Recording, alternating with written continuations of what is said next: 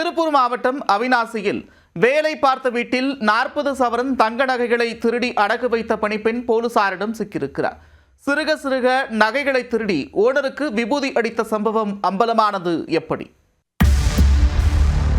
திருப்பூர் மாவட்டம் அவிநாசி அருகே உள்ள பழங்கரை ஊராட்சிக்கு உட்பட்ட பகுதியில் வசிப்பவர் பின்னலாடை நிறுவன உரிமையாளரான ஜெய் ஆனந்த். அவர் திருச்சி மாவட்டத்தைச் சேர்ந்த ராஜேஸ்வரி என்பவரை தனது வீட்டில் பணிப்பெண்ணாக வேலைக்கு வைத்து தங்குவதற்கு இடமும் உணவும் கொடுத்து மாதம் 20,000 ரூபாய் சம்பளமும் கொடுத்துள்ளார். சுமார் 1 வருட காலமாக ராஜேஸ்வரி பணிபுரிந்து வருவதால் அவர் மீது ஆனந்த் குடும்பத்தார் மிகுந்த நம்பிக்கை வைத்து படுக்கை அறை வரை அனுமதித்துள்ளனர். இந்த நிலையில்தான் ஆனந்தின் மனைவி தனது வீட்டில் உள்ள நகைகள் சில காணாமல் போனதை கவனித்து தனது தாயாரிடம் செல்போனில் தகவல் அளித்துள்ளார்.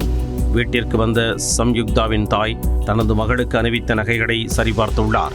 அதில் சுமார் 40 சவரன் மாயமானது தெரிய வந்து அதிர்ச்சி அடைந்தார். இது தொடர்பாக அவிநாசி காவல் நிலையத்தில் புகார் அளிக்கப்பட்டு குற்றப்பிரிவு காவல் ஆய்வாளர் முத்துமாரியம்மாள் தலைமையிலான போலீசார் ஆனந்த் வீட்டில் விசாரணை மேற்கொண்டனர். போலீசார் வந்திருக்கும் தகவல் தெரிந்து பணிப்பெண் ராஜேஸ்வரி மட்டும் அங்கிருந்து மாயமாகினார். அவருடைய செல்போன் எண்ணும் சுவிட்ச் ஆஃப் செய்யப்பட்டிருந்தது. இதனால் அவர் மீதான சந்தேகம் அதிகரிக்க வேலைக்கு சேரும்போது அவர் கொடுத்த முகவரிக்கு நேரில் சென்று ராஜேஸ்வரியை பிடித்துள்ளனர். பின்னர் பலத்த பாதுகாப்புடன் காவல் நிலையத்தில் வைத்து விசாரிக்க ஓனர் வீட்டில் சிறுக சிறுக நகைகளை திருடி அதை ஊருக்கு செல்லும் பொழுது எடுத்துச் சென்று வங்கியில் அடமானம் வைத்தது தெரிய வந்தது. இதனையடுத்து ராஜேஸ்வரி அடமானம் வைத்த திருட்டு நகைகளை மீட்ட போலீசார் அவரை கைது செய்து சிறையில் அடைத்தனர்.